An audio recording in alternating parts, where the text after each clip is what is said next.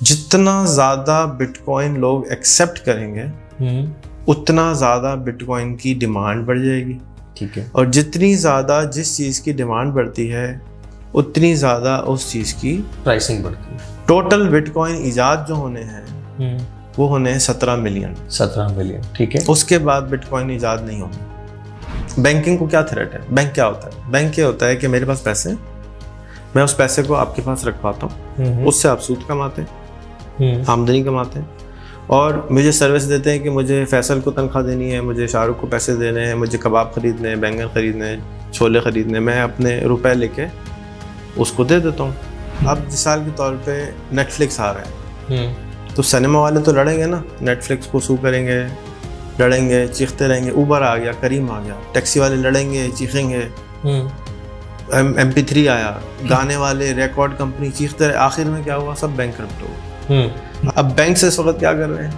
लड़ रहे हैं, चीख रहे हैं, मर रहे हैं, ये ख़राब है, ये बर्बाद है, ये हमें। एक्चुअली तो ख़राब नहीं है, एक्चुअली उनके लिए ख़राब है।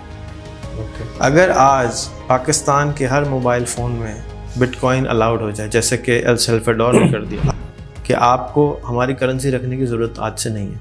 El Salvador has become the first country on the planet कि bitcoin is now official currency of El Salvador. अब डिसेंट्रलाइज में क्या हुआ कि वही 5000 कंप्यूटर एक रशिया में रखा हुआ है, एक यूक्रेन में रखा हुआ है, एक ऑस्ट्रेलिया में रखा हुआ है, एक नाज़िमाबाद में रखा हुआ है, एक गुलशन इकबाल में रखा हुआ है, एक इस्लामाबाद में रखा हुआ है। किसको उड़ाओगे? बंद कैसे करोगे?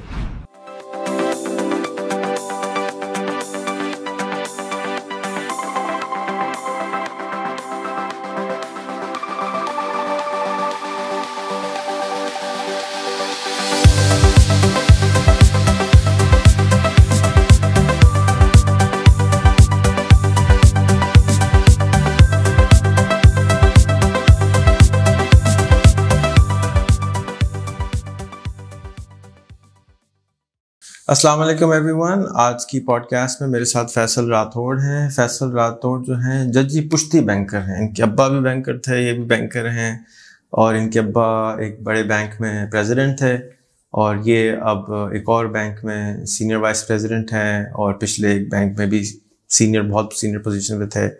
आज हम गुफ्तगू करेंगे DeFi पे, यानी डिसेंट्रलाइज फाइनेंस पे, क्रिप्टो करेंसीज पे, ब्लॉकचेन पे। मैंने फैसल जो थे मेरे साथ जब 14 साल के थे जब से हैं, तो आप कितने साल के हो गए? 47। तो 32 ईयर्स की दोस्ती है। बहुत ही स्वीट, बहुत ही स्मार्ट सुपरमैन है। और मेरे साथ जब मैंने कंपनी बनाई थी, काम शुरू किया था, तो उसमें पैसे बनाने में सबसे ज़्यादा इनका हाथ था। मुझे तो पैसे बनाना नहीं आते, क्योंकि मेमन चाहिए होता है पैसे बनाने के लिए। तो फैसल अगर नहीं होते तो मैंने पैसे नहीं बनाए होते, ये तय है। क्योंकि लिखना, पढ़ना, फाइनेंस को संभालना, और मेरी ज़िंदगी में अल्हम्दुलिल्लाह फैसल जैसे साथी आए, उन्होंने ही मेरी हेल्प करी पैसे बनाने, वरना मुझे पैसे बनाने नहीं आते। खैर, तो आज की टॉपिक है क्रिप्टो करेंसीज, ब्लॉकचेन, DeFi। हाँ फैसल, अच्छा ये कैमरे भी नहीं आते, बहुत स्मार्ट हैं, लेकिन आज की वीडियो मेरी बहुत साल से कोशिश है इनको भी कैमरे पे लाने का। तो अल्लाह करे ये भी कैमरे पे आ जाएँ। तो ये भी एक नेक्स्ट सनी अली हैं, बहुत स्मार्ट हैं, बहुत पावरफुल हैं, बहुत डेप्थ रखते हैं चीज़ों में, और अच्छी तरह समझा सकते हैं। तो आप सबसे गुजारिश है कि इनको फेसबुक पे दबा के फॉलो करें, और इनबॉक्स पे करें फैसल भाई वीडियोस बनाना शुरू करें ना बैंकिंग पे।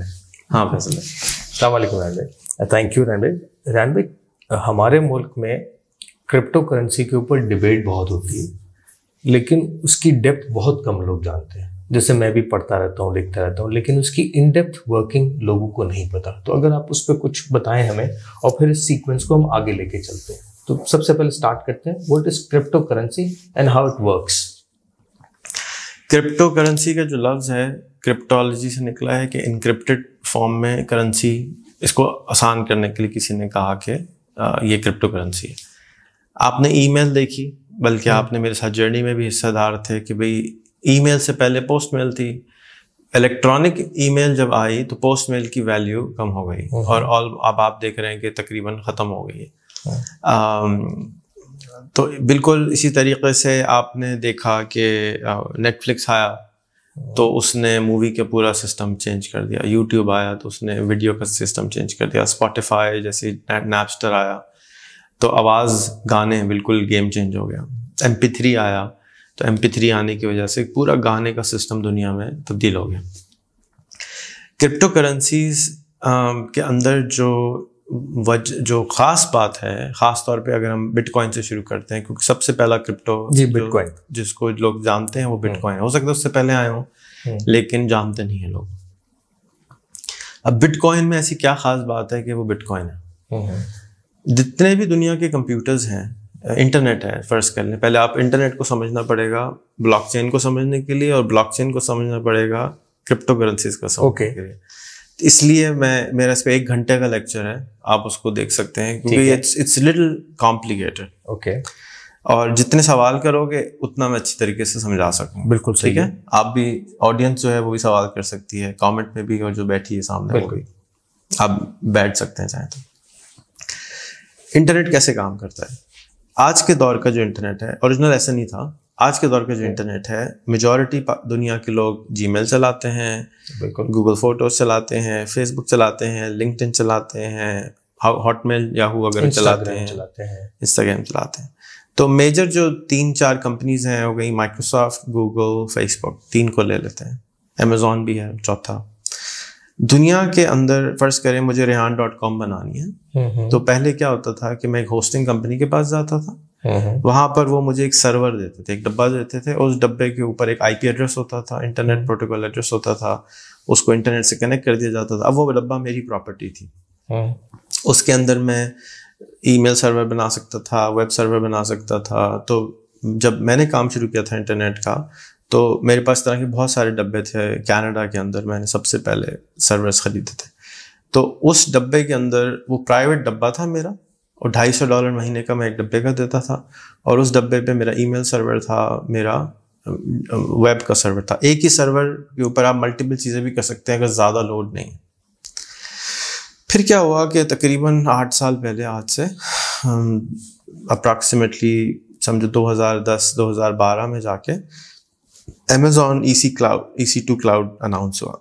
Amazon EC2 क्लाउड क्या था? एक टेक्नोलॉजी आई, उसने क्या किया कि 5 कंप्यूटर्स को जोड़ के कहा कि ये एक कंप्यूटर है, 10 नहीं है, 5 नहीं है, और उन सब के ऊपर एक IP एड्रेस दे दी। और मल्टीप्लेक्सिंग, जिस तरह से एक आपके घर में राउटर होता है ना, उसके ऊपर वाईफाई घर में जाता है, तो वो क्या करता है कि आपके एक सिग्नल को तोड़ के 250 सिग्नल बना सकते हैं अप टू। तो अगर आप 250 डिवाइसेस एक राउटर से कनेक्ट करते हैं, तो आपने कहा hotmail.com, आपकी बेटी ने कहा gmail.com, आपकी दूसरी बेटी ने कहा नेटफ्लिक्स। तो वो क्या करता है कि उस रिक्वेस्टों को, तीनों रिक्वेस्टों को, राउटर का काम ही होता है कि 3 टुकड़ों में डिवाइड करता है और इंटरनेट पे रिक्वेस्ट भेजता है, एक इधर से, एक इधर से, एक इधर से। क्योंकि सिग्नल पीछे से पाइपलाइन एक ही है, PTCL या जो भी फाइबर कंपनी एक ही है, तो वो उस राउटर का काम ये है कि वो देखता है, ओके फैसल ने कहा है हॉटमेल पे जाना है, बेटी ने कहा है जीमेल पे जाना है, और तीसरे ने कहा है नेटफ्लिक्स पे जाना है। तो तीनों के इंटरनल IP एड्रेसेस अलग होते हैं। तुम केबल नेट जब था तो तुम काम करते थे वहाँ पे? ओके। तो हम केबल नेट में क्या करते थे? केबल नेट पे भी हम ये करते थे कि हम एक डायल अप कनेक्शन लेते थे ऐसे ही, और हम उसको ऊपर आगे तारें बिछा के बहुत सारे कंप्यूटर्स के साथ तारें कनेक्ट कर देते थे। तो जब रिक्वेस्ट आती थी तो उस राउटर का काम ये था कि वो उस रिक्वेस्ट को सब IP एड्रेस 192.168.0.5 से बिल्कुल IP आगे भेजेगा 202.123.456.123 के ऊपर। तो वो मल्टीप्लेक्सिंग कहलाती है। इस काम को मल्टीप्लेक्स कहते हैं। आपने मल्टीप्लेक्स थिएटर देखे होंगे, एक थिएटर है, सिनेमा है, उसमें मल्टीप्लेक्स क्यों कहते हैं उसके अंदर कई एक होते हैं। हाँ, एक सिनेमा में जब 5 सिनेमा होते हैं तो उसको मल्टीप्लेक्स कहते हैं। इसी तरह से राउटर का काम ये होता है कि वो मल्टीप्लेक्सिंग करता है डेटा को, और वो एक ही पाइप से भेजने की कोशिश करता है। तो स्पीड स्लो हो जाती है क्योंकि पीछे से 4 लोग हैं या 50 लोग हैं, फिर राउटर चौक भी हो जाता है, इतने सारी रिक्वेस्ट आना शुरू हो जाती है, तो आप राउटर रीस्टार्ट करते हैं तो वो अनचौक हो जाता है। तो अब वापस आते हैं EC2 के ऊपर। तो जब ये टेक्नोलॉजी आई तो उसने क्या किया कि 5 कंप्यूटर्स को जोड़कर एक कंप्यूटर बना दिया। ये अब क्लाउड के बारे में बताया। ठीक है। अब फिर 5 की जगह 10 हुए, फिर 50 हुए, फिर 500 हुए, फिर 5000 हुए। अब सबको एक कंप्यूटर बना दिया। यानी है एक डब्बे 5000 है, उसकी कोई लिमिट नहीं है, अब आप जितना चाहें अब आप उसको एक्सपैंड करते जाते हैं और उस पूरे डब्बे को कहते हैं कि आपने एक क्लाउड बना दिया। ठीक है। अगर उनमें से कोई एक डब्बा खराब भी हो गया तो कुछ नहीं हुआ, क्योंकि एक डब्बा खराब हुआ तो उसी वो जो रिक्वेस्ट आ रही थी वो दूसरे डब्बे पे चली गई। अच्छा, ओके। क्लाउड के अंदर बहुत सारे मल्टीप्लेक्स है, क्लाउड के अंदर बहुत सारे डब्बे लगे, सर्वर्स लगे हैं। ओके। तो वो एक सर्वर कोई भी बंद हो गया तो रिक्वेस्ट जाया नहीं हो रही, वो हर दफा जब भी रिक्वेस्ट आएगी, क्योंकि जैसाल के तौर पे समझो google.com हम खोल रहे हैं तो 1 बिलियन लोग हर वक्त google.com खोल रहे हैं। अगर सिर्फ एक डब्बा होता तो वो डब्बा ने सड़ जाना था, मर जाना था, या बहुत पावरफुल डब्बा चाहिए था। अब हमने क्या किया, छोटे छोटे बच्चों को लेके, कंप्यूटर्स को लेके मिक्स कर दिया तो वो एक बहुत पावरफुल कंप्यूटर की तरह का बन गया। तो अब आपने लिखा google.com तो वो सर्वर 1 पे गया, आपकी बेटी ने लिखा तो सर्वर 2 पे गया, आपकी बेगम ने लिखा सर्वर 3 पे गया, आपके चाचा ने लिखा सर्वर 4 पे गया। ठीक है, समझ आ रहा है? बिल्कुल सही। तो अब क्या हो रहा है कि क्लाउड के अंदर से रिक्वेस्टें आना शुरू हो रही हैं और क्लाउड के अंदर कैपेसिटी है ज्यादा लोगों को सर्व करने की। ओके, ये हो गया प्लस साइड। अब आते हैं डाउन साइड। डाउन साइड क्या है? डाउन साइड ये है कि सारा का सारा डेटा एक कंपनी के पास जाना शुरू हो गया, उसका नाम है अमेजॉन या माइक्रोसॉफ्ट या फेसबुक। अब उन्होंने बड़े बड़े डेटा सेंटर बनाए और उसके अंदर आपको इस क्लाउड का हिस्सा बेचना शुरू कर दिया। अच्छा, अब बेचा कैसे? तो पहले तो उन्होंने बहुत सारे कंप्यूटर्स लिए जोड़े, एक बनाया, पहले इन्वेस्टमेंट की, पहले उसको एक बना दिया। ठीक है। अब क्या किया कि उस एक के टुकड़े बेचना शुरू कर दिए। तो पहले क्या होता था, एक कंप्यूटर को एक आदमी खरीदता था या 5 आदमी खरीदते थे। अब एक 500 कंप्यूटर को 5 लाख आदमी खरीद रहे हैं। ओके। तो उसकी जो प्राइस थी $250 से ड्रॉप होकर $2.5 पे आ गई। ओके। तो ये इकोनॉमिक ऑफ स्केल इस तरह आया, इसमें इकोनॉमी ऑफ स्केल भी इस तरह आया। सस्ता भी इसलिए हुआ, हर एक आदमी वेब होस्टिंग बेचना शुरू हो गया, हर आदमी की वेब सर्वर आ गए। जो कॉस्ट ऑफ स्टार्टिंग बिजनेस थी वो $250 महीने से बढ़ के $2.5 पे आ गई। मुझे याद है एक दफा आपने बताया था कि पहली लाइन आपने कितने की ली थी इंटरनेट की जब पाकिस्तान में ली थी? इंटरनेट के $70,000 महीना हम देते थे 2003 में, वो पहली नहीं थी। ओके। जब हमने पहली लाइन ली थी तो इन्फोलिंक के जरिए जब ली थी तो उस वक्त पूरे पाकिस्तान में एक पाइप था, उसकी स्पीड थी 64 किलोबाइट। ओके। और उस पाइप को 4 लोगों ने खरीदा था, एक डिजीकॉम, एक ब्रेननेट, एक सिटी बैंक, 64K के टुकड़े करके। और उसकी उस वक्त प्राइस होगी I don't know $100,000 plus price होगी। तो उस इतना महंगा था कि उसको टुकड़े करके 64K को टुकड़े करके बेचा गया। आज तो गीगाबाइट्स में बैंडविड्थ की बात होती है ना, सिर्फ 25 years later। जी बिल्कुल। सो वापस क्लाउड पे आ जाते हैं। अच्छा, अब इकोनॉमी स्केल भी आ गया, क्लाउड भी आ गया। नुकसान क्या हुआ? नुकसान यही हुआ कि अब सारा डेटा गूगल के पास है या फेसबुक के पास है या अमेजोन के पास है। इसको मोनोपोली से समझा सकते हैं, एक तरह से मोनोपोली हो गई, उन्होंने अपनी मोनोपोली क्रिएट कर ली। ओके। पर्पस ये नहीं था लेकिन बाय डिफॉल्ट ये काम हो गया। ओके। अच्छा, अब अगर फर्ज करें गूगल बंद हो जाता है, खुदा ना खास्ता कुछ होता है, गूगल ने कहा जी हम कल से चैप्टर 11 कर रहे हैं, हम बंद हो रहे हैं, तो अब लाखों करोड़ों लोगों का डेटा खत्म हो जाएगा। ओके। ये नुकसान है। जो उनकी वर्चुअल एग्जिस्टेंस है वो सब कुछ खत्म हो जाएगी। क्योंकि अगर बिजनेस बंद हुआ तो कहेंगे शट डाउन, और अगर उन्होंने अपने सर्वर शट डाउन करे तो दुनिया की जीमेल खत्म, दुनिया के वेब सर्वर्स खत्म, दुनिया का डेटाबेस सर्वर खत्म, सब कुछ खत्म। ओके। सो इस वक्त दुनिया को सबसे ज्यादा वो कंट्रोल कर रहे हैं। डेटा सारा गूगल, फेसबुक, अमेजोन, माइक्रोसॉफ्ट के पास है मेजॉरिटी, या अब अलीबाबा के पास। सारे लोगों ने पार्किंग स्पेस वहाँ रखी हुई। उसको सम टाइम वो हैक नहीं भी कर सकते, यानी उसको देख नहीं सकते, क्योंकि आप उसको अगर इनक्रिप्टेड करके रख दें तो वो नहीं देख सकते। लेकिन अगेन उनके पास ऐसे कंप्यूटर्स भी हैं जो उसको डिक्रिप्ट बड़े आराम से कर सकते हैं। ओके। तो ये एक अलग टॉपिक है, सिक्योरिटी में चले जाते हैं। अब हम आते हैं कि ब्लॉकचेन क्या होता है। ठीक है। ब्लॉकचेन ये होता है कि आपके पास कंप्यूटर है, रेहान के पास कंप्यूटर है, शाहरुख के पास कंप्यूटर है, अली के पास कंप्यूटर है, उसके ऊपर एक सॉफ्टवेयर इंस्टॉल कर देते हैं और वो सॉफ्टवेयर को इंस्टॉल करने के बाद हमारा एक 4 बंदों का एक छोटा सा क्लाउड जनरेट हो जाता है, यानी चारों कनेक्टेड हो जाते हैं। चारों को इंटरनेट से हम कनेक्ट करते हैं। ठीक है। और एक नई ब्लॉकचेन क्रिएट करते हैं, और वो जो डेटा का ब्लॉक है कि मिसाल के तौर पे रेहान की एक फ़ोटो है, तो वो 4 कंप्यूटर्स पे जाके स्टोर हो जाएगी इनक्रिप्टेड फॉर्म में। और अब कंट्रोल किसके पास है? ये 4 लोगों के पास है, ना कि गूगल के पास है, ना कि फेसबुक के पास है, ना कि अमेजोन के पास है। ठीक है। तो अब ये जो 4 लोग हैं अपना कंप्यूटर ऑन करके रखेंगे, बिजली ऑन करके रखेंगे, इंटरनेट ऑन करके रखेंगे। ये किस खुशी में? मेरे चाचा के लड़के लगते हैं कि मुझे ऑन करके रखें। बिल्कुल। उनको क्या मिलेगा? उनको पेमेंट करने के लिए एक सिस्टम बनाया गया जिसका नाम था बिटकॉइन। अच्छा, उसके इस्तेमाल को बनाने के लिए और लोगों को सहूलत पहुंचाने के लिए, या वो ये काम करें एज अ प्रोफेशनल, इसको अडॉप्ट करें, तो उसके अंदर एक इसकी यूटिलिटी पैदा की गई। वो क्यों कंप्यूटर ऑन करके रखेगा? 1000 लोग हमें सही हैं जो कंप्यूटर ऑन कर दें, जाके हम उनके कंप्यूटर्स पे अपना डेटा रख सकें।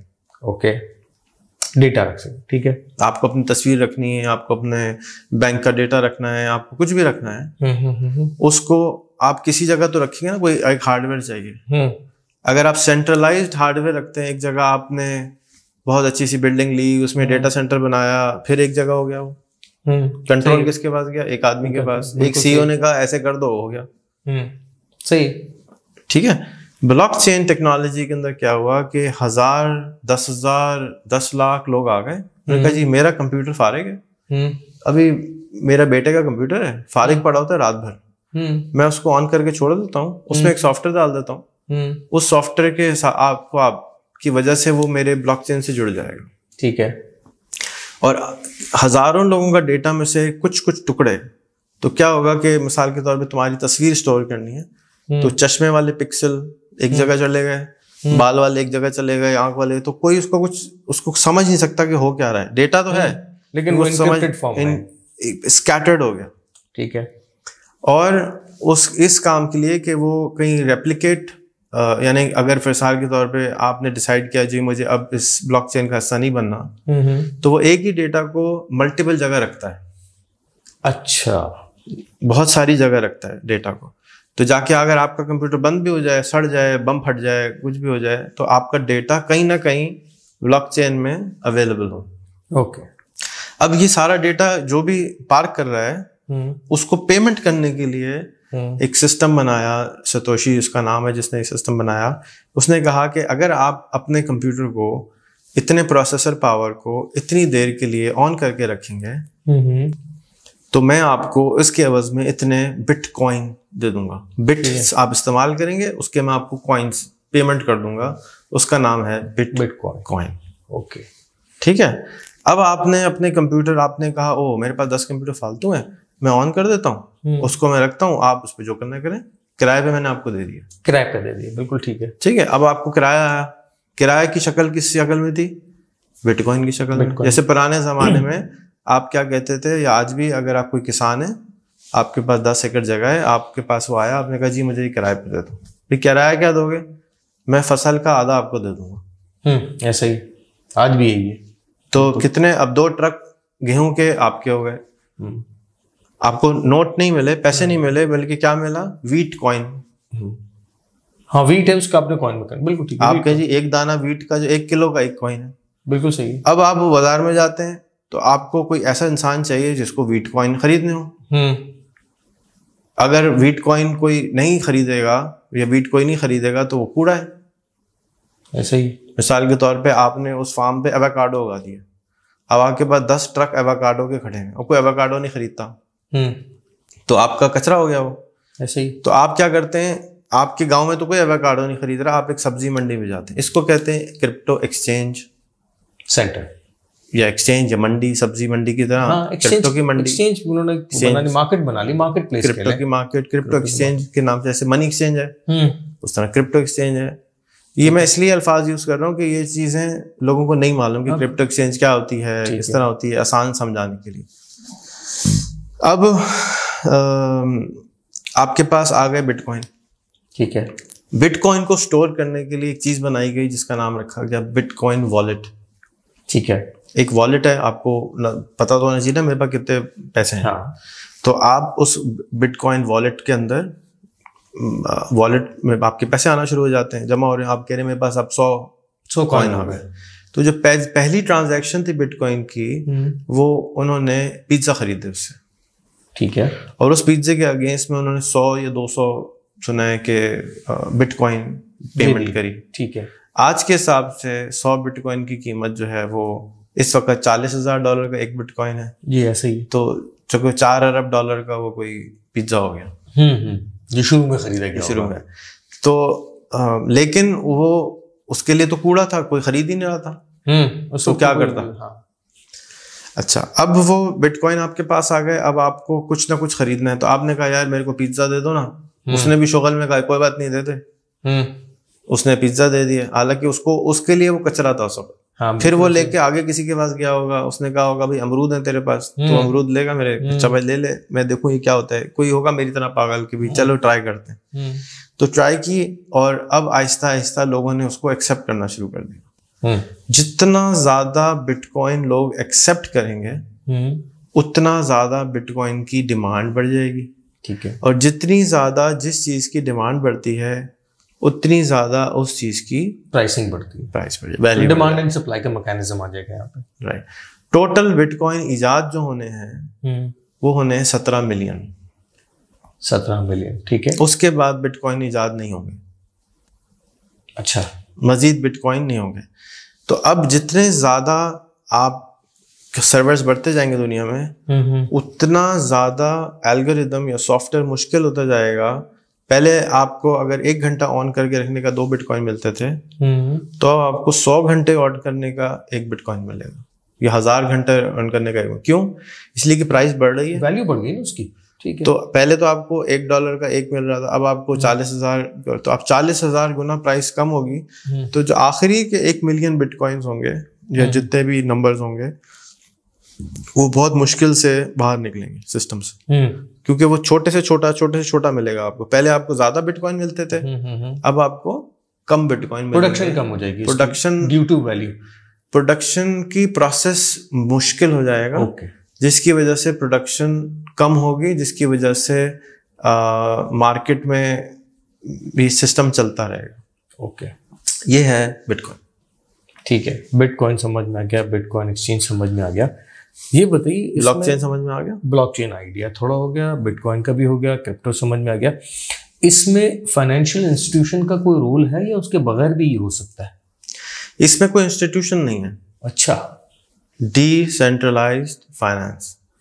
कोई एक डिसेंट्रलाइज का मतलब हो गया, पहले एक सेंट्रलाइज्ड सर्वर रूम था, एक बड़ी सी जगह थी जहां पर सारे कंप्यूटर रखे हुए थे, 5000 कंप्यूटर थे एक जगह पे। तो क्या हुआ, सेंट्रलाइज्ड, सेंट्रल एक जगह है वहां रखे, उसको बम छोड़ा दो, सब कुछ खत्म। ठीक है, ठीक है। अब डिसेंट्रलाइज में क्या हुआ कि वही 5000 कंप्यूटर एक रशिया में रखा हुआ है, एक यूक्रेन में रखा हुआ है, एक ऑस्ट्रेलिया में रखा हुआ है, एक नाज़िमाबाद में रखा हुआ है, एक गुलशनिकबाद में रखा हुआ है, एक इस्लामाबाद में रखा हुआ है। किसको उड़ाओगे? बंद कैसे करोगे? कंट्रोल कैसे करोगे? ठीक है, बहुत जगह फैल गया, कंट्रोल कैसे करोगे? गेम ये चेंज हो गया कि अब एक सर्वर सेंटर था, वो रखा हुआ था कैलिफोर्निया में, तो कैलिफोर्निया की लॉ अप्लाई होगी। ऐसे ही आप कैलिफोर्निया का कोर्ट का बंदा कह सकता है इसको, प्रेसिडेंट ने कहा बंद कर दो, बंद हो गया वहां के बायलॉज। ठीक है, अब यही 5000 कंप्यूटर चले गए 200 कंट्रीज के अंदर, कौन सी लॉ अप्लाई होगी? जुडिक्शन नहीं बन सकता, पता ही नहीं सकता किसी को, कोई नहीं पता। फिर ये बताओगे पकड़ोगे कैसे कि कौन सा कंप्यूटर कहाँ रखा है? नहीं पकड़ सकते, अभी तक नहीं पकड़ सकते। फाइनेंशियल इंस्टीट्यूशंस का क्या रोल है या उनके बगैर भी हो सकता है? उनका कोई रोल नहीं है। अच्छा, इसलिए कि कोई मास्टर नहीं है, कोई स्लेव नहीं है, कोई बॉस नहीं है, कोई कंट्रोल नहीं है, किसी का कंट्रोल इस पे नहीं है। तो इसलिए ये थ्रेट है उन तमाम इदारों के लिए जिन पे कंट्रोल किया जाता है। ओके, फाइनेंशियल इंस्टीट्यूशन दुनिया के सेंट्रल बैंक कंट्रोल करते हैं। हाँ, हर मुल्क में होता है, बिल्कुल ऐसे ही है। यहाँ पे कंट्रोल है ही नहीं, तो जब कंट्रोल नहीं है तो इसके मैकेनिक्स चेंज हो गए, इसका सिस्टम चेंज हो गया। हवा पे कंट्रोल नहीं है अभी तक दुनिया में किसी को, पानी पे कंट्रोल आया बेचना शुरू कर दिया, सूरज पे कंट्रोल नहीं है, जिस दिन आ जाएगा वो बेचना शुरू कर देंगे। तो अब आप लोगों के पास कंट्रोल था पैसे का, तो आप उसको बेचते थे, उसे अपने हिसाब से मैनिपुलेट करते थे, उसको अपने हिसाब से इस्तेमाल करते थे, मैनेज करते थे। अब कोई कंट्रोल नहीं है। जब कंट्रोल खत्म हो गया तो ये आपके लिए एक किस्म की थ्रेट बन जाएगा कि थ्रेट क्या है कि इसको अलग तरीके से मैनेज करना होगा। वो क्या होगा, somebody has to think about it। लेकिन स्टेट बैंक आज फोन करके आप या एक कागज निकाल के ये नहीं बोल सकता कि कल से जो है ना परसेंटेज का रेट 2% होगा या 3% होगा या ये होगा। स्टेट बैंक का यहाँ पे कोई लेना देना ही नहीं। किसी भी मुल्क के किसी भी इदारे का किसी भी तरह से इस पे कोई लेना देना बिटकॉइन पे नहीं है। उसके बाद फिर मजीद क्रिप्टो, आप कल फैसल बैंक, इमरान बैंक, ढिमकाना बैंक, रेहान बैंक अपना क्रिप्टो लॉन्च कर सकता है। ओके। और उस क्रिप्टो के अंदर अपनी करेंसी लॉन्च कर सकता है। मिसाल के तौर पे आप एक मस्जिद बना रहे हैं और उस मस्जिद के अंदर आप चाहते हैं कि आपको $10 लाख चाहिए, 17 करोड़ रुपए चाहिए। तो 17 करोड़ लेने के लिए आप उसके लिए एक कॉइन शेयर, जैसे मार्केट में फ्लोट करते हैं उस तरह से $1 का एक शेयर फ्लोट कर सकते हैं, जिसको हम टोकन कहते हैं actually, sorry, initial coin offering या इनिशियल टोकन ऑफरिंग आप इसको इशू कर देंगे। तो आप उसके शेयर होल्डर बन गए मस्जिद के 10 लाख शेयर होल्डर। अब आप उस शेयर को आगे मार्केट में बेच सकते हैं किसी और को, अगर वो एक्सचेंजेबल शेयर है। इसी तरह से आप एक शॉपिंग ट्रेडेबल, अगर आप अगेन ये सब आप तय कर सकते हैं बनाने से पहले। ओके। पहले आपको स्टॉक मार्केट चाहिए थी आईसीओ करने के लिए या आईपीओ करने के लिए। बिल्कुल ऐसा ही। अब आईसीओ करने के लिए आपको स्टॉक मार्केट नहीं चाहिए। ठीक है। आपने कहा मैं बिल्डिंग बना रहा हूँ, इसको मैं पब्लिक करना चाहता हूँ। ठीक है। मुझे 100 मिलियन रुपए चाहिए, तो आपने उसके 100 मिलियन शेयर बाजार में फ्लोट कर दी। ठीक है। अब जैसे जैसे बिल्डिंग बनना शुरू होगी उसके रेट स्टॉक के ऊपर तय जाएंगे, वो ट्रेड कर रहे हैं लोग। जैसे बिटकॉइन ट्रेडेबल हुआ, एक्सेप्टेबल हुआ, तो अब आप कर सकते हैं। ट्रेडेबल एक्सेप्टेबल ये हुआ ना कि बहुत सारी मार्केट्स बन गई। एक आदमी ने शुरू में बताया एवोकाडो उगाया, एक ने हमने वीट उगाया, एक ने, तो अब एक आदमी डिमांड एंड सप्लाई पे एवोकाडो की डिमांड बढ़ गई तो प्राइस बढ़ गई। अगर वीट की डिमांड कम हो गई तो डिमांड प्राइस गिर गई। अच्छा, स्टॉक तो आपकी जेब में। मैं आपको थोड़ा वापस ले जाता हूँ। ये ब्लॉकचेन से रिलेटेड या कॉइन से रिलेटेड माइनिंग का भी कोई बहुत ज्यादा वर्ड यूज करते हैं कि माइंस का है। चाइना के बारे में पढ़ते हैं कि उन्होंने माइंस बंद कर दी थी।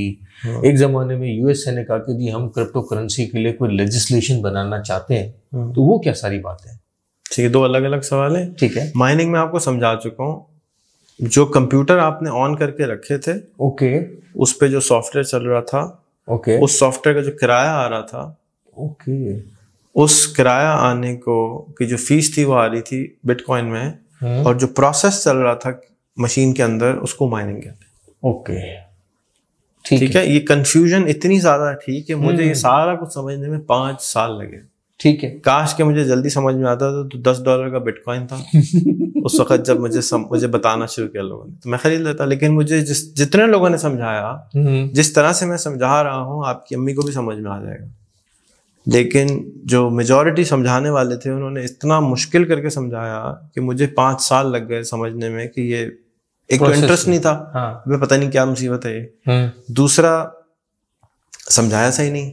हालांकि मेरा जो दोस्त है जो मेरे पीछे पड़ा रहता था खरीद लो, वो उसके घर में 3 दिन रहने गया मैं।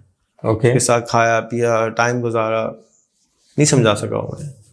उसको समझाना ही नहीं आ रहा था कि ये कैसे समझाएं। तो इसमें जब भी नई कोई टेक्नोलॉजी आती है उसमें सबसे बड़ा चैलेंज ये होता है कि लोगों को समझ ही नहीं आता ये हो क्या रहा है। जैसे अब मेटावर्स आ रहा है तो किसी को समझ ही नहीं आ रहा कि ये क्या भला है।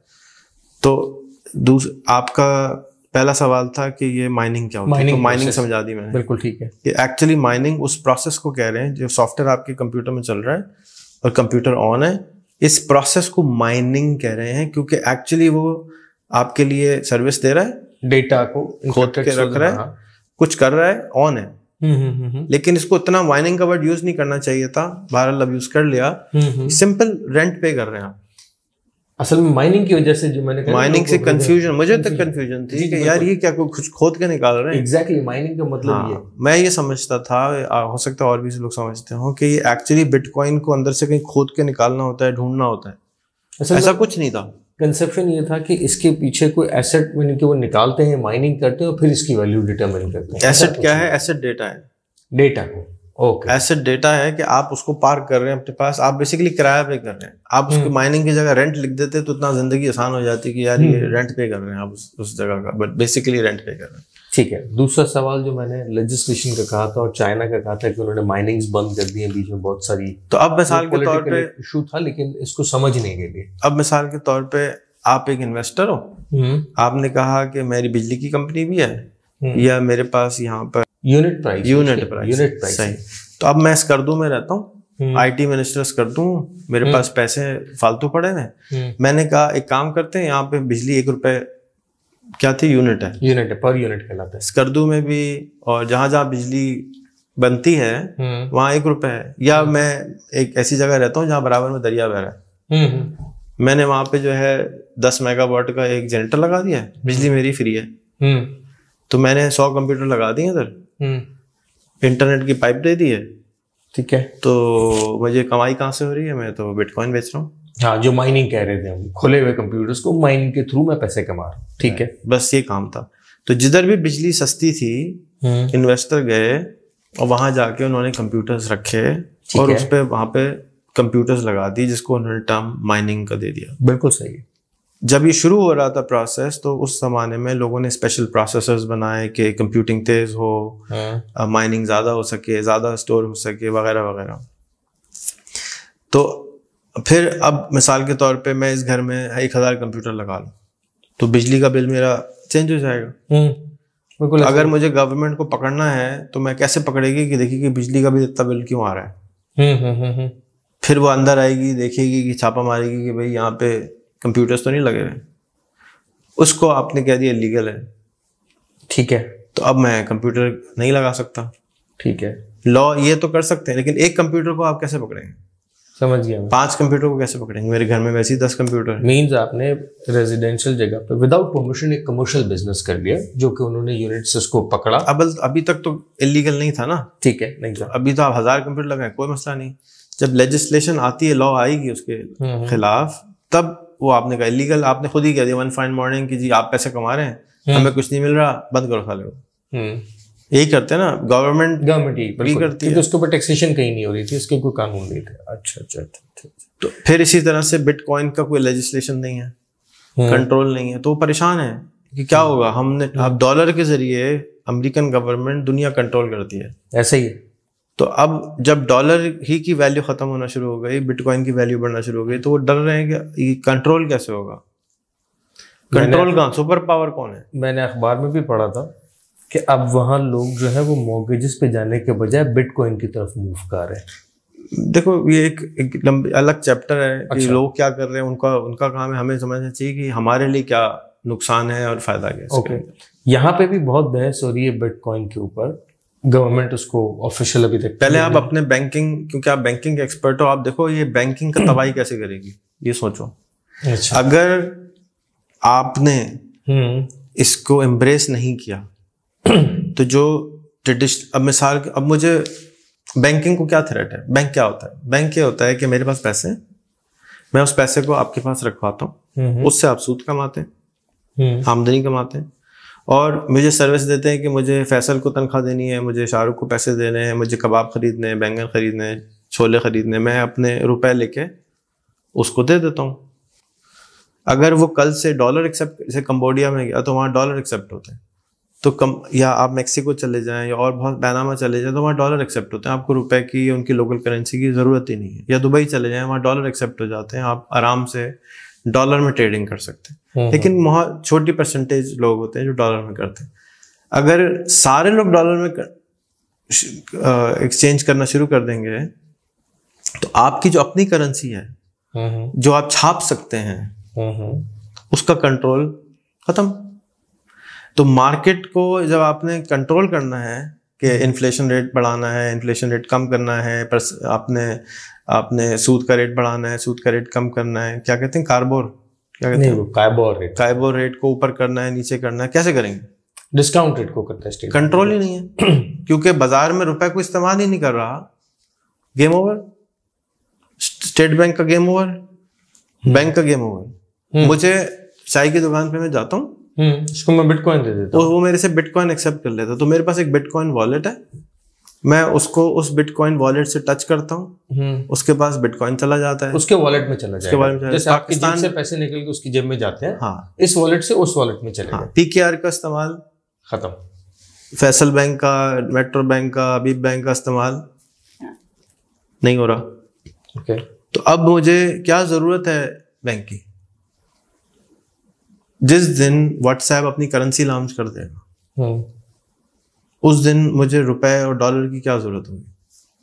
मैं व्हाट्सएप की करेंसी यूज करूंगा, व्हाट्सएप पे कमा रहा हूँ, व्हाट्सएप पे पैसे लिए, दुनिया में कहीं से भी पैसे आ गए, पेपैल की जरूरत नहीं है, डॉलर की जरूरत नहीं है, बिटकॉइन की जरूरत नहीं है, पैसे आ गए, मैंने वहीं से पैसे आगे दे दिए, टक टक टक, खत्म, ट्रांजेक्शन हो गया। तो दुनिया का सबसे बड़ा बैंक कौन होगा अगर ये हुआ? तो व्हाट्सएप। अगर नहीं, अनाउंस कर चुका है फेसबुक 2 साल पहले कि मेरी करेंसी आ रही है, नंबर है, उसको डंडा कर करके क्या किया, असर कर दिया उसका। हाँ, ऐसे ही हुआ कि तुम कौन होते हो करेंसी लॉन्च करने वाले, असर कर दिया। अच्छा, ये बताइए, हमने तो अब देख लिया, अब ये तो अच्छा, अब आप रोकते रहे। हाँ, रोकने की कोशिश तो करेंगे ना। अब जिस साल के तौर पे नेटफ्लिक्स आ रहा है, तो सिनेमा वाले तो लड़ेंगे ना, नेटफ्लिक्स को सू करेंगे, लड़ेंगे, चीखते रहेंगे। उबर आ गया, करीम आ गया, टैक्सी वाले लड़ेंगे, चीखेंगे। MP3 आया, गाने वाले, रिकॉर्ड कंपनी चीखते रहे। आखिर में क्या हुआ? सब बैंकरप्ट हो गए। अब बैंक से इस वक्त क्या कर रहे हैं? लड़ रहे हैं, चीख रहे हैं, मर रहे हैं, ये खराब है, ये बर्बाद है, ये हमें। एक्चुअली तो खराब नहीं है, एक्चुअली उनके लिए खराब है। अगर आज पाकिस्तान के हर मोबाइल फोन में बिटकॉइन अलाउड हो जाए, जैसे कि एल सल्वाडोर ने कर दिया कि आपको हमारी करेंसी रखने की जरूरत आज से नहीं है। El Salvador has become the first country on the planet कि bitcoin is now official currency of El Salvador. अच्छा, आप एल सल्वाडोर जाएं और कॉफी शॉप जाएं और पेमेंट आप बिटकॉइन में कर दें। स्टारबक्स भी वहां पे बिटकॉइन ले लेता है। अच्छा, तो अब आपकी करेंसी की हैसियत खत्म हो गई। अब आप you have to be a bigger person to do this. Why? Because अब आप लोगों पे ट्रस्ट कर रहे हैं, लोगों को इन्फ्लुएंस के जरिए सीख कर। अभी तो आप लोगों को डंडे से कंट्रोल करें ना, बैंक का डंडा है। आपको प्रॉपर्टी के दाम बढ़ाने, आपने सूद का रेट कम किया, आप कह दें जी जैसे अभी हो गया 3% पे आपको घर मिल जाएगा, हर आयरा गैरा न तो खैरा घर खरीदना शुरू कर देगा, प्रॉपर्टी के दाम बढ़ जाएंगे। यही होता है ना।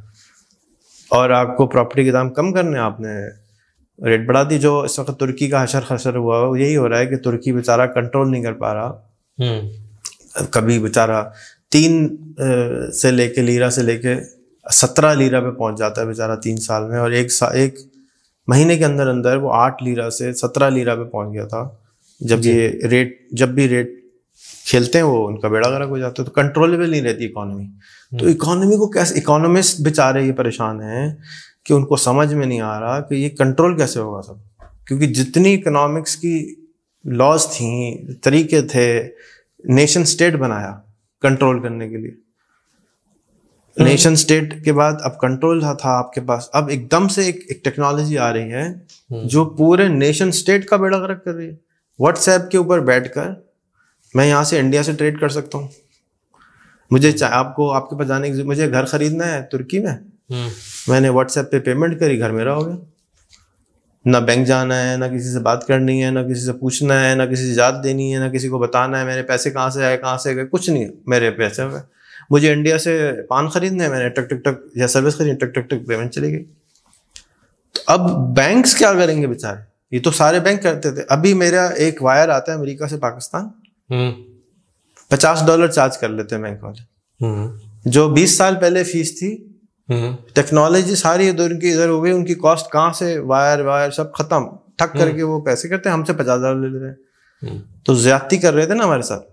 बिल्कुल। तो ये जो शितोकी साहब हैं, जो भी साहब थे, वो बेसिकली इनसे लड़ाई करके उनको खत्म करने के लिए ही सिस्टम बनाया। 10 साल तो है खाली।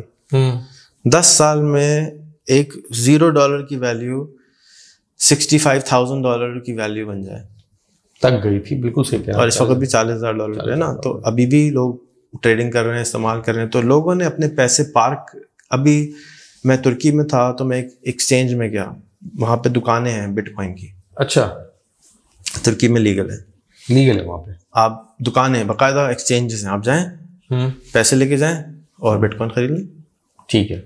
उनका रेट है 5% 7% जो भी रेट, कमीशन है उनकी वो। ठीक, जो यहाँ पे मनी एक्सचेंज की रेट होती है।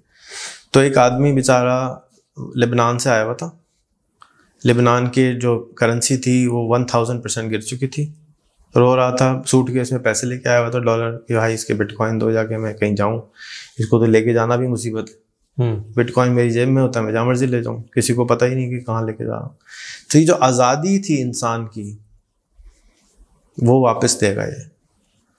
लेकिन जो जो जो जकड़ा हुआ है हमको बैंकों ने या गवर्नमेंट ने या सिस्टम्स ने, उससे हम इससे आज़ाद हो जाते हैं। एज ए इंसान हम इस टेक्नोलॉजी को, डीफाई को यूज़ करके, डिसेंट्रलाइज फाइनेंस को यूज़ करके दुनिया के सिटीजन बनने जा रहे हैं पहली दफ़ा। आज तक हम दुनिया के सिटीजन नहीं थे, ठीक है, आज तक हम सिटीजन थे पाकिस्तान के, अमेरिका के, ब्ला ब्ला ब्ला कहीं के। आज मैं फाइवर पे जाता हूँ, किसी को मैं एक इमेज डिज़ाइन करके देता हूँ, तो क्योंकि मैं पाकिस्तान में रहता हूँ तो मेरे रेट थे कम, और मैं अमेरिका में रहता हूँ तो मेरे रेट थे ज़्यादा। क्यों? डिस्टेंस वो मेजर किस चीज़ से कर रहा था कि उसको डॉलर में पैसे देने थे या रुपए में पैसे देने थे, या रुपए में ख़रीदना था, डॉलर में ख़रीदना था। अब मैं जाके ग्राफिक डिज़ाइनिंग करता हूँ, एक स्पीच देता हूँ, काम करता हूँ, और मैं उसको कहता हूँ इसकी इतनी बिटकॉइन की फीस है, वो कहीं भी हो दुनिया में, उसको क्या फ़र्क पड़ता है। तो जिस तरह से इंटरनेट ने लोकेशन को डिसरप्ट किया, एक ऑब्स्टिकल उसमें रह गया था आखिरी कि पेमेंट कैसे करें। हम हर वक्त सुबह शाम रोते रहते हैं पेपैल पेपैल पेपैल पेपैल, क्यों करते हैं पेपैल? वो मिनिस्टर ऑफ ई कॉमर्स कहने लगा कि मुझे तो लगता है पाकिस्तान के हर नौजवान का शादी के से बड़ा मसला जो है वो पेपैल है। ऐसे उसको इतना बताया गया पेपैल के बारे में, समझते पेपैल की वैल्यू, जरूरत खत्म हो जाती है अगर आप बिटकॉइन इस्तेमाल कर लेते हैं। ओके, आपने सर्विस बेची, उसकी पेमेंट ली, किस चीज में ली? बिटकॉइन में, और उसकी कोई ट्रांजैक्शन फीस है 1 सेंट।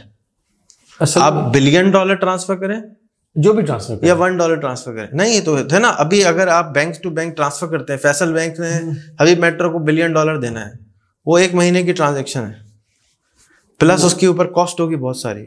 अभी क्या हुआ, बिटकॉइन से ट्रांसफर की टक 3 मिनट के बाद ट्रांसफर हो गए, $1 billion, transfer cost 1 Saint.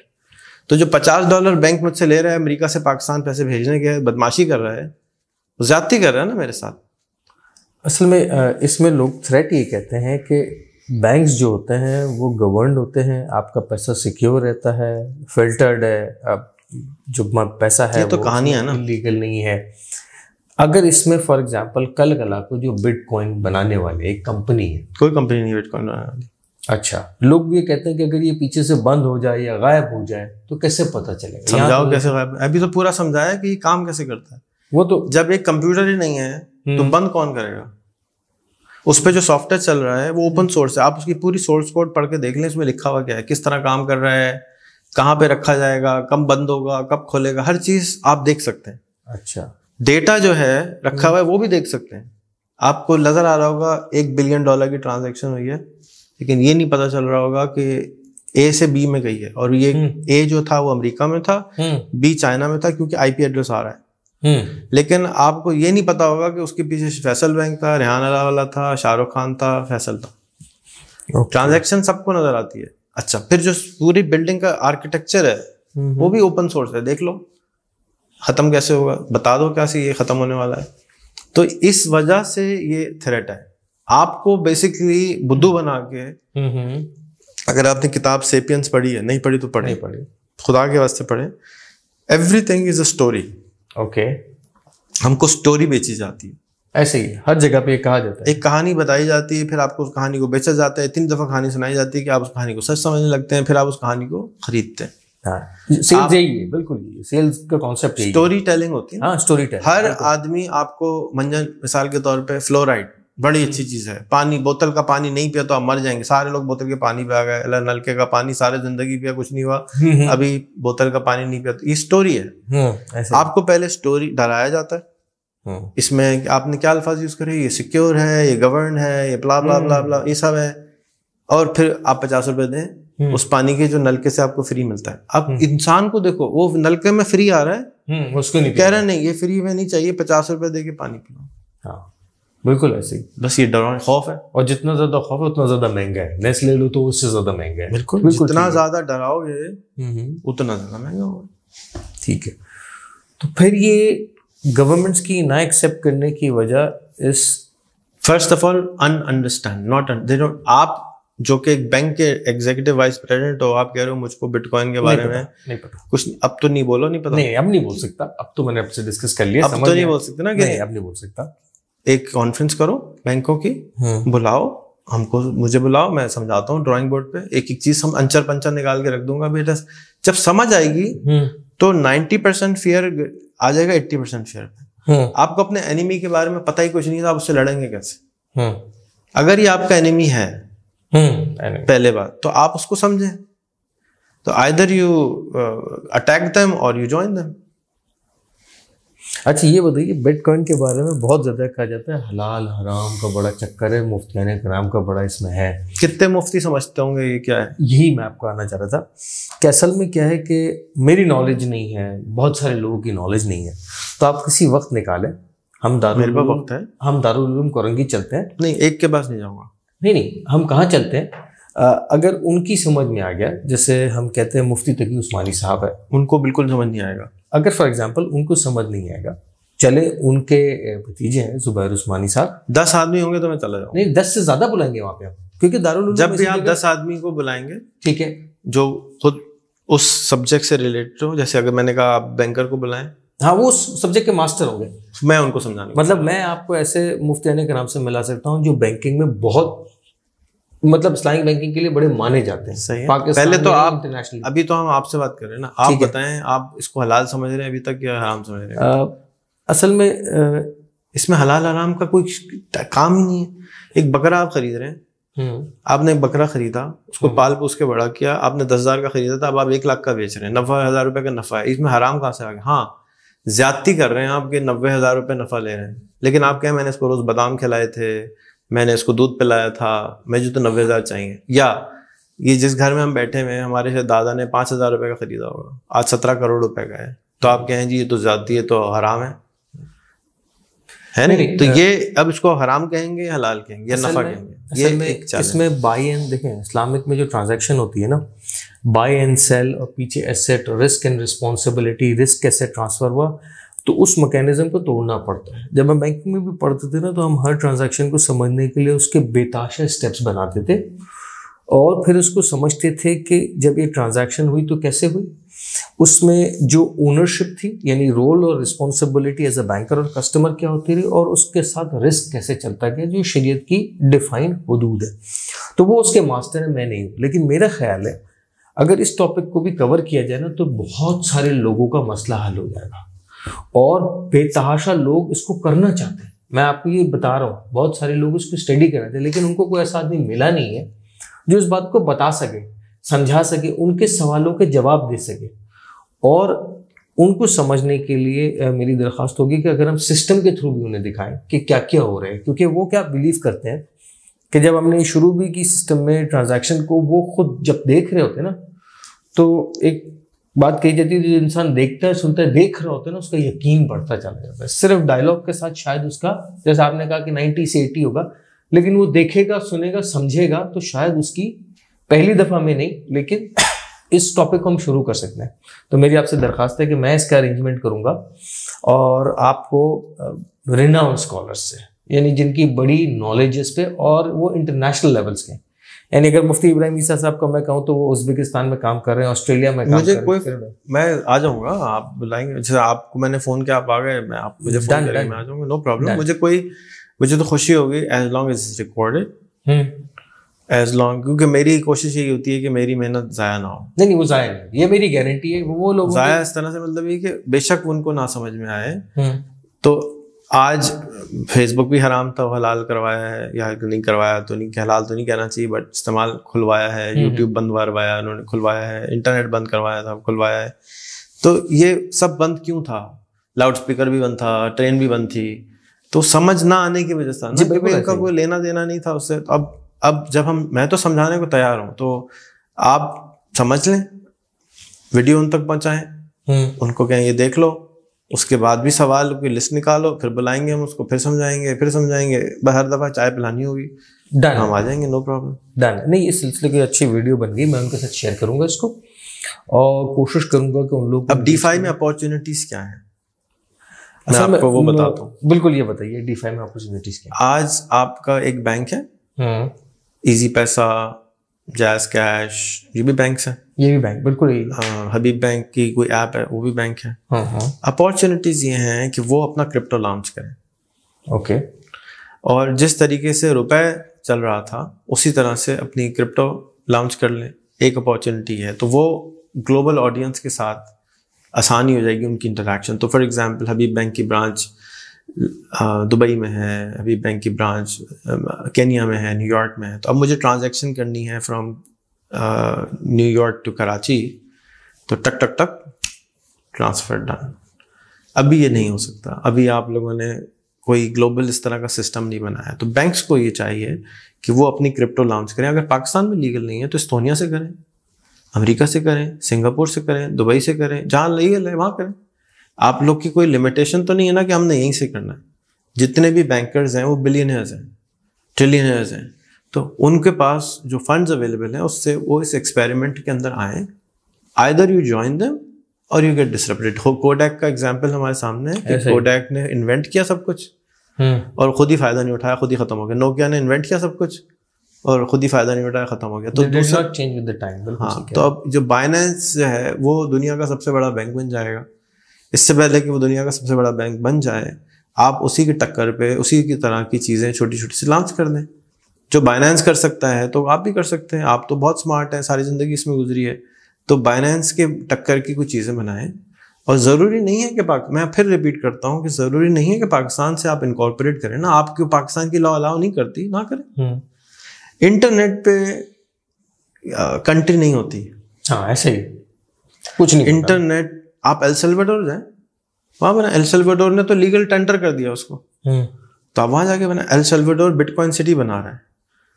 El Salvador कह रहा है कि ये मेरा वॉल्केनो है, इसमें से हर वक्त भाप निकलती है, हीट निकलती है, मैं यहाँ पे टर्बाइन्स लगा रहा हूँ, उससे बिजली बनाऊंगा, उससे बिजली आपको 1 सेंट में दूंगा। ये पूरा एरिया है, आप मेरे से लैंड खरीदें, चीज़ें खरीदें, फार्म लगाएं, ये करें, वो करें, जो करना करें, आज कर लें। प्रेसिडेंट हर वक्त बैठा होता है ट्विटर पे जवाब देने के लिए कि जी मुझे बताएं मैं आपके लिए क्या कर सकता हूँ। बिटकॉइन का हीरो बना हुआ है इस वक्त एल सल्वाडोर का प्रेसिडेंट, 35 साल का है। अच्छा, चलें, इस सवाल से मैं आपसे पूछता हूँ कि आपने इसको शुरू क्यों किया? हर एक का काम होता है, हर एक का एक काम होता है। मैं अपने बच्चों को बारहा कहता हूँ कि अगर तुम्हें ट्रिलियनर बनना है तो बैंक खोलो या इस तरह की इसके अंदर सर्विस में आओ, क्योंकि ये वो अनसर्व मार्केट है जी, बिल्कुल ऐसे, जिसके अंदर काम होना है। पाकिस्तान में अभी कितने बैंक्स खुल रहे हैं छोटे छोटे, ये छोटे छोटे बैंक्स आप बड़े बैंकों को खा जाएंगे, इसीलिए बड़े बैंक उन्हें लेना शुरू कर दिए। हाँ, क्योंकि तो उनको साइजेबल नजर आया, प्रॉफिटेबल नजर आया। 90% बैंकिंग अभी तक कह रहे हैं आप बैंक नहीं है ना, तो अभी तक क्यों नहीं? इसलिए कि किसी ने भी व्हाट्सएप के जैसा कोई सर्विस नहीं दी जो बैंकिंग ऑफर कर रही हो। आपने ये बता दिया कि इससे फ़ायदा कैसे उठा सकते हैं, तो हम अपने सिलसिले को मज़ीद कंटिन्यू करेंगे। आपके पास जब दोबारा टाइम होगा मैं आऊँगा, और मैं आपसे ये समझना चाह रहा हूँ कि वाई नॉट एज, जिसे कहते हैं ना पैटर्न पर्सन या पैटर्नेज, आप इस काम को कुछ लोगों को लेके शुरू कर दें, चाहे आपके अपने बच्चे हों, चाहे किसी के हों। तो हमें कुछ एक कहते हैं कि नॉलेज को ट्रांसफ़र करने के साथ बाज़ औक़ात प्रॉस्पर भी करना पड़ता है। सिर्फ ट्रांसफ़र से लोग खड़े नहीं होते, तो इसको कहते हैं हैंड होल्डिंग सिस्टम, एक से दूसरे को ट्रांसफ़र करना। तो मैंने जब आपके बारे में लोगों को कहा तो ये कहा कि ये आप बहुत अच्छी कर सकते हैं, हैंड होल्डिंग। तो मेरा ख्याल है कि आपको मैदान में थोड़ा सा वापस आना पड़ेगा, नॉट कि आपने जैसे कहा 12-14 घंटे लगाए, लेकिन आए और हैंड होल्डिंग करें। और ये छोटे छोटे आइडियाज़ जो है, इसमें से कोई जो आपको 5 अच्छे लगते हो, 200 आइडिया एक साथ नहीं हो सकते, तो फिल्टर करके 5 आइडियाज़ पे आना पड़ेगा और ये 5 कंपनियां बनानी पड़ेगी। देखिए आज की दुनिया में अगर आपको एंटर होना है ना, तो जैसे आपने कहा कि उसी मैदान में आना पड़ेगा जहाँ से बनना है। तो उनके फाइनेंशियल्स भी बनाने पड़ेंगे, उनके कॉर्पोरेट लॉज भी बनाने पड़ेंगे, उनके सिस्टम्स एंड प्रोसीजर भी, क्योंकि अगर हम इस दुनिया में इस काम को करना चाहते हैं तो इसके रूल से इसको करना पड़ेगा और फिर वहाँ लाना पड़ेगा जहाँ हम चाहते हैं। तो ये मेरी आपसे ख्वाहिश थी, जो मैंने कहा था, ये मैं समझता हूँ कि आप कर सकते हैं। मैं इस वक्त 70 कंपनियां चला रहा हूँ। जी जी, मुझे अंदाजा है। आप मजीद 5 चलाने के CEO बन जाएं, मैं चेयरमैन बन के आपको गाइड करता रहूँगा। आप बना ले 5 कंपनियां, फंडिंग भी मैं करवा दूंगा, फंड रेजिंग भी मैं करवा दूंगा, जगह भी मैं दे दूंगा। चलाने वाला मेरे पास नहीं है, आप बन सकते हैं, बने, शुरू करें। मैं हम बिल्कुल, आप अपना स्टेक भी रखें, मेरा स्टेक भी रखें, 4 आदमी का और स्टेक डालें, हाँ शुरू हो जाए। आपको याद है कि हमने 2-3 दफा पहले इसको ट्राई किया था, वो 2-3 इंक्यूबेशन मैंने बनाए थे जब आपके साथ हम थे, 2-3 जगह पार्टनरशिप एग्रीमेंट्स बने थे वो, लेकिन वो लोग जैसे आपने कहा आते हैं भाग जाते हैं। तो अब की बार हम कोशिश करेंगे कुछ ऐसे लोग हों। कोई ऐसा लोग नहीं मिलते, लोग आते हैं सिवाय लड़की के, सारे लोग भाग जाते हैं वो भी शादी करके वो भी भाग जाती है। वो आपने कहा कि हमने जो वक्त के साथ, जैसे मैंने गलतियां करके सीखा, जैसे अभी आपने बड़ा अच्छा कहा कि उनका भी स्टेक होना चाहिए। जब उनका अपना पर्सनल स्टेक भी भाग जाते हैं तो उनको ग्रोथ नजर आएगी, फिर भी भाग जाते हैं, क्योंकि उनको नजर नहीं आई होती ग्रोथ। इसलिए नजर नहीं आ रही होती कि अभी तक हमारे मुल्क में वो रोल मॉडल्स एग्जाम्पल नहीं हैं कि उसने देखा हो कि ये फैसल था और ये रेहान के साथ काम करता था और रेहान ने तो मिलियंस बना लिए, इसने कुछ नहीं बनाया। तो रोल मॉडल जब तक नहीं सामने आएंगे, जब तक वो नहीं आएगा, तो इट विल नॉट हैपन। एक और तरीका जो मुझे मिला है वो यही है कि आप छोटे ले लें बहुत सारे, और उन छोटों के साथ उनकी ट्रेनिंग करें। उनमें से अगर 10 रखते हैं तो अगर 5 भागते हैं फिर 5 और ले लें, आखिर में आपके पास 2-3 रह जाते हैं, ठीक है। और शायद 5 नहीं भागते, शायद 1 आध भागता है। लेकिन ये अब तरीका मुझे समझ में आया है कि आप बहुत सारे बच्चे रख लें, प्रोडक्टिविटी लो होती है हमारे लोगों की, एक की जगह 4 रख लें, तनख्वाह कम दे दें, और ज़्यादा दे सकते हैं ज़्यादा दे दें, नो प्रॉब्लम। लेकिन इस मुल्क में काम करने का तरीका थोड़ा सा फ़र्क है, ये सिलिकॉन वैली नहीं है, यहाँ पे इश्यूज़ फ़र्क हैं, और जिन प्रोजेक्ट पे मैं काम कर रहा हूँ वो उन इश्यूज़ को टैकल करने के लिए ही हैं। अगर आपको कोई अपॉर्चुनिटी, जैसे मैं समझता हूँ कि DeFi में बहुत अपॉर्चुनिटी है, हमें अपनी क्रिप्टो लॉन्च करनी चाहिए, इस्टोनिया से करें, मॉन्टीनेग्रो से करें, सिंगापुर से करें, कहीं से भी करें। ये बहुत फाइनेंशियल फ्रीडम देगा, लोगों को आसानी देगा। मेरा मॉडल में वो भी बता देता हूँ कि करना क्या चाहिए। मेरे ख्याल में हमें एक क्रिप्टो सर्विस बनानी चाहिए, बैंक बनाना चाहिए जो कि इस्टोनिया से बने या किसी और मुल्क से बने, और हर पाकिस्तानी का बैंक अकाउंट उसमें खोल देना चाहिए, और उसको डेबिट कार्ड वीज़ा के साथ इनेबल्ड, और अपने एक और जैसे आपने वन लिंक बनाया, उस तरह का एक बनाए, और उसके साथ उसको लॉन्च करके पाकिस्तान भेज दें। हुकूमत पाकिस्तान उसको नहीं रोक सकती, और आप कोई लीगल काम भी नहीं कर रहे, आप एक पाकिस्तान से बाहर की एंटिटी हैं, आप एक सर्विस खोल रहे हैं, और आप लोगों को, जैसे अभी पेयोनियर ये काम करता है, अभी बहुत सारे और कंपनीज ये काम करती हैं, पेपैल भी ये काम करता है कि आपने बैंक अकाउंट कहीं और खोलते हैं, सर्विस कहीं और खोलते हैं, और उसका आप डेबिट कार्ड यहाँ भेज दें, उसको फिर आप लिंक कराएं, वो पेमेंट की सर्विस के तौर पे आपका एक बैंक अकाउंट होगा पाकिस्तानी का एक्स कंपनी में। अभी भी इस तरह के, जैसे मैंने कहा, पेयोनियर है, ट्रांसफरवाइज है, एक और है, थर्ड मुझे याद नहीं है, उसके अलावा Crypto.com है, बाइनेंस है, बेतहाशा कंपनीज है। बाइनेंस वन फाइन मॉर्निंग, अभी बाइनेंस ने स्पॉन्सर किया है event next month, Binance one fine morning Pakistan में डेबिट कार्ड भेजना शुरू कर देगी। अच्छा, जिस दिन वो डेबिट कार्ड भेजना शुरू कर देगी उस दिन पाकिस्तान में 1 मिलियन डेबिट कार्ड लैंड कर जाएगा बाइनेंस का, जो कि वीज़ा इनेबल्ड है। और वीज़ा इनेबल्ड, तो इम्तियाज़ स्टोर में जाके आपकी जो पेमेंट आई हुई है क्रिप्टो में, आप जाएंगे, पैसा खर्च करेंगे, बाइनेंस 5% कैशबैक भी देता है, आप तो कुछ भी नहीं देते, तो जो आप खर्च करेंगे 5% वो कैशबैक भी देगा कि आप मेरे थ्रू ही खर्च करें। और आप उसको कैसे रोकेंगे? आप कहेंगे कि जी इसके टर्मिनल ब्लॉक कर दो, वो बटन दबाएंगे, नंबर चेंज हो जाएगा कार्ड का।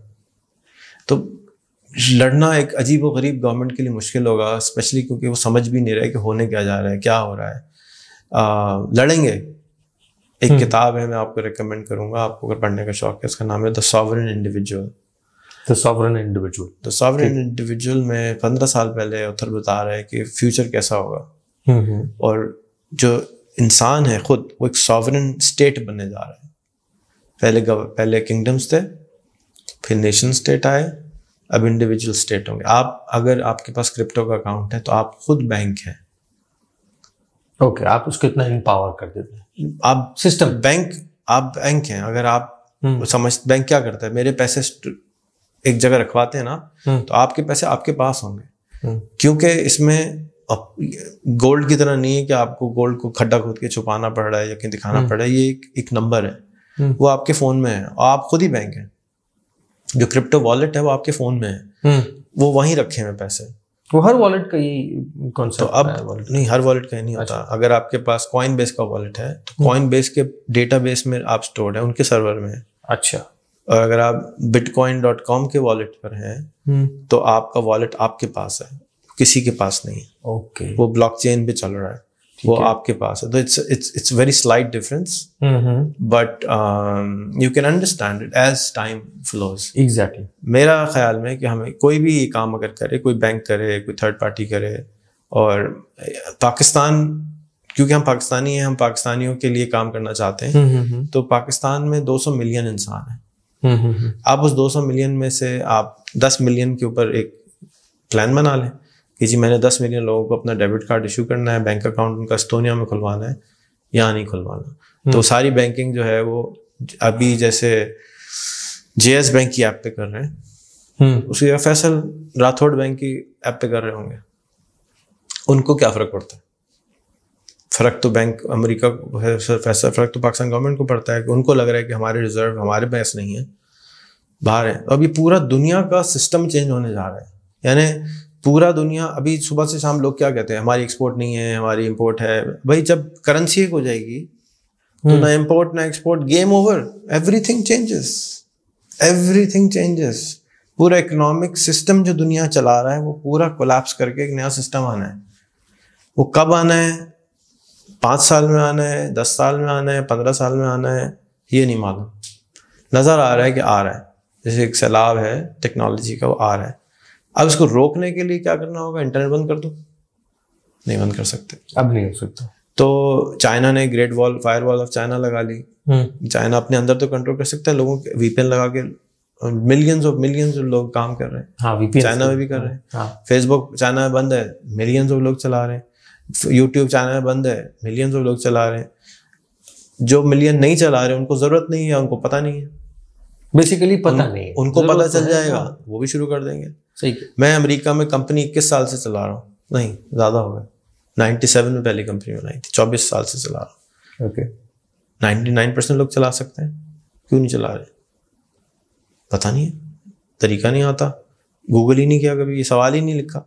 पाकिस्तान का हर पाकिस्तानी आज घर बैठ के $12,000 साल का कमा सकता है मिनिमम। क्यों नहीं कमा रहा? कभी यूट्यूब पे लिखा ही नहीं कि मैं $1,000 महीना कैसे कमाऊँ। कभी यूट्यूब पे लिखा ही नहीं मैं $10,000 महीना कैसे कमाऊँ। जब लिखा ही नहीं है, सवाल ही नहीं लिखा, जवाब तो बाद में आएगा ना। आज मैंने अपने फेसबुक का स्टेटस लगाया है, क्या कौवा हलाल है हराम है? क्यों लगाया है? कि आज से 500 साल पहले हम इस पे लड़ाई कर रहे थे कि क्या कौवा हलाल है या हराम है, और बाहर से फौजें आके हमें तबाह बर्बाद करेंगी। आज भी हम यही सवाल जवाब कर रहे हैं। हमारा इंटरेक्शन फेसबुक पे वही है, उस पे इंटरेक्शन ज़्यादा है कि कौवा हलाल है हराम है। हमारे यानी जिस दिन इस सवाल पे कमेंट नहीं आएगा उस दिन यकीन होगा मुझे कि अब हमारी कौम सोचने समझने वाली है। उस दिन, यानी आपने एक फिल्म है नायक, शायद देखी हो, उसमें वो कहता है कि ये कंप्लेंट बॉक्स है। हाँ, कंप्लेंट बॉक्स। और जिस दिन इसमें बॉक्स में कंप्लेंट नहीं आएगी उस दिन मैं सक्सेसफुल हूँ। ऐसा ही। कंप्लेंट बॉक्स नहीं हटाना है, कंप्लेंट बॉक्स रहेगा। रेहान अल्लाह वाला पूछता रहेगा कि कौवा हलाल है हराम, लेकिन कौवा हलाल है हराम के जवाब के लिए नहीं पूछ रहा। वो इसलिए पूछ रहा है कि क्या आप उस पर जवाब दे रहे हैं या नहीं दे रहे हैं। जिस दिन आपकी इंटेलेक्चुअल कैपेसिटी इतनी बढ़ जाएगी कि क्या कौवा सवाल है, कोई कर रहा है ये सवाल, तो सवाल को इग्नोर कर दो, उस दिन आप उस मकाम पे पहुंचेंगे कि जब आपको कोई फर्क नहीं पड़ता कौवा हलाल है हराम है, जिसका प्रॉब्लम है वो जाने, आप क्यों परेशान हो रहे हैं। तो अभी हम परेशान, आदमी परेशान हो जाएगा। अभी मैं अगर ही पूछ लूँ कि किसी बच्चे का नाम दे दो तो 5,000 नाम मिल जाएंगे मुझे। सारे लोग दूसरों के काम में फंसे हैं, अपने आप को ठीक करने में नोबडी इज इंटरेस्टेड। सो जब तक हम अपने आप को इम्प्रूव करने में इंटरेस्टेड नहीं होंगे, we will remain the way we are. तो शुक्रिया फैसल, थैंक यू इसके ऊपर बात करने के लिए बहुत अच्छा लगा। अगली पॉडकास्ट तक के लिए हर सैटरडे को 9 बजे पॉडकास्ट मेरी अवेलेबल हो जाती है। स्पॉटिफाई पे तो नहीं होती, अमेज़ॉन पे हो जाती है, एप्पल पे हो जाती है और यूट्यूब और फेसबुक पे हो जाती है। हर सैटरडे को आप देख सकते हैं एक और मज़ेदार गुफ्तगू के लिए। और उसके अलावा 12,000 के करीब यूट्यूब पे और भी वीडियोज़ हैं, उनसे भी आप महसूस हो सकते हैं। अपना ख्याल कीजिएगा। अस्सलाम वालेकुम।